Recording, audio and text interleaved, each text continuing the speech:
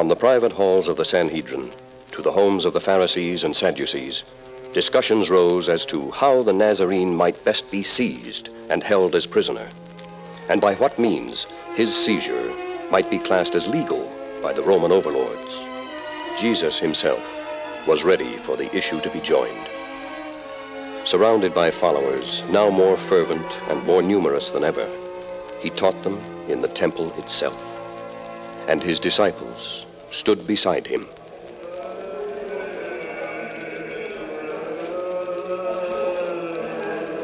What things soever ye desire when ye pray, believe that ye receive them, and ye shall have them. And when ye stand praying, forgive if ye have aught against any, that your Father also which is in heaven may forgive you your trespasses. But if ye do not forgive, neither will your Father which is in heaven forgive you your trespasses.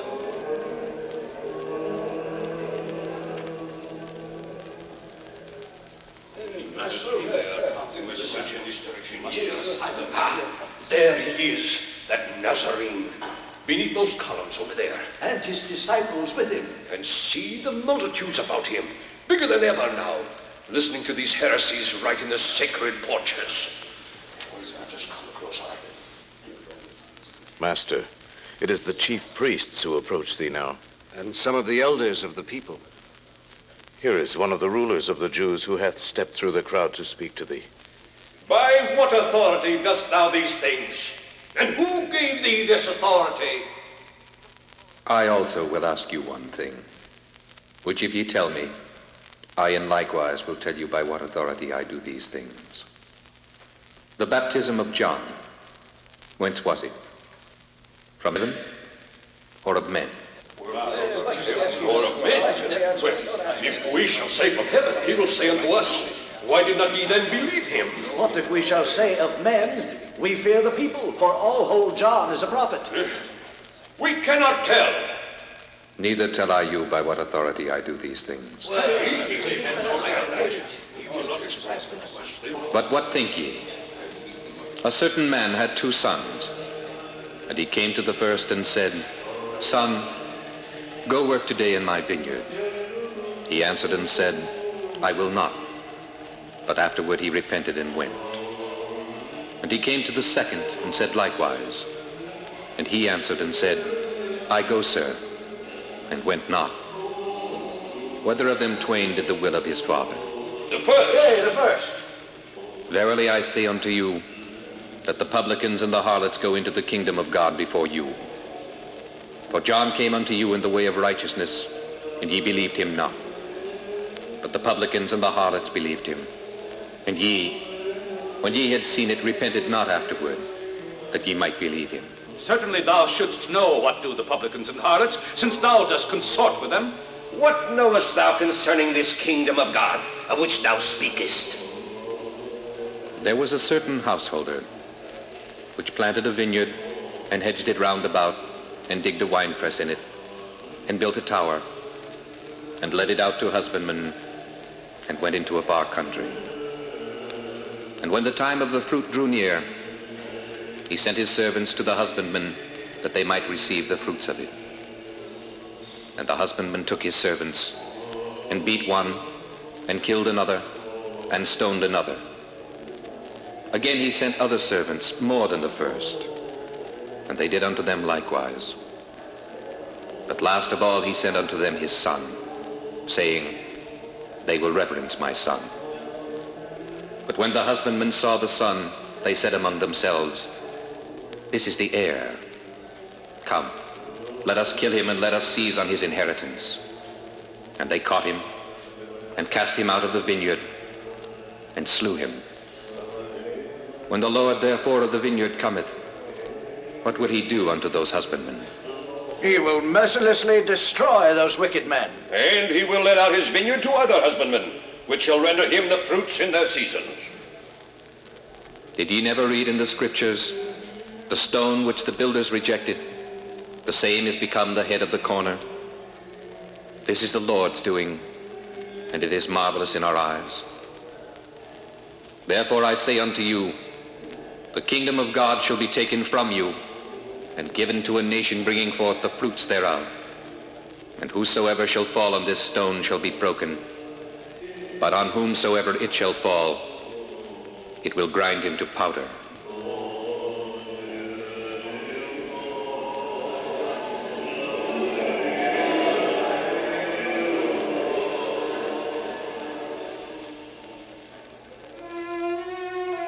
Here, and in many other places, did they seek to lay their snares for him.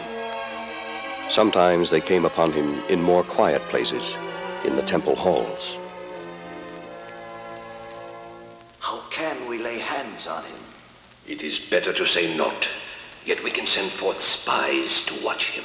And might yet take hold of such words of his that would give him into the power and authority of the governor. That is a useful thought of thine. Master, we know thou sayest and teachest rightly.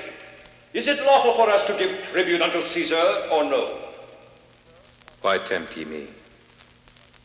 Show me a penny. Whose image and superscription hath it? Caesar. Render therefore unto Caesar the things which be Caesar's, and unto God the things which be God's. He hath not said one word for which the law will let us apprehend him. But this time let me try, and hark ye what he hath to say on this matter. Say on, then. Master, Moses wrote unto us, if any man's brother die, having a wife, and he die without children, that his brother should take his wife and raise up seed unto his brother. There were, therefore, 7 brethren, and the first took a wife and died without children, and the second took her to wife and died childless, and the third took her, and in like manner the 7 also, and they left no children and died. Last of all, the woman died also. Therefore, in the resurrection, whose wife of them is she? For 7 had her to wife. The children of this world marry, and are given in marriage. But they which shall be accounted worthy to obtain that world and the resurrection from the dead, neither marry nor are given in marriage. Neither can they die any more, for they are equal unto the angels, and are the children of God, being the children of the resurrection.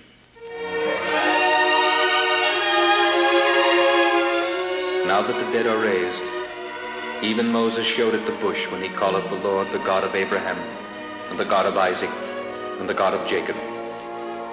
For he is not a God of the dead, but of the living, for all live unto him.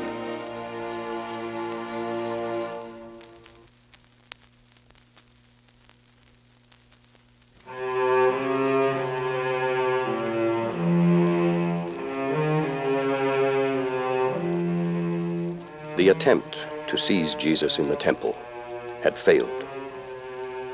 Now, the evil purpose of the elders of the Jews went underground.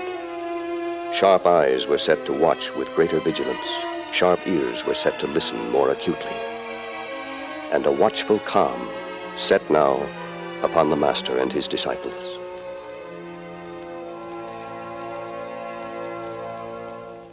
St. Matthew tells us that on one of these days, as he sat upon the Mount of Olives, Jesus had been talking yet again about the coming destruction of Jerusalem and of the temple.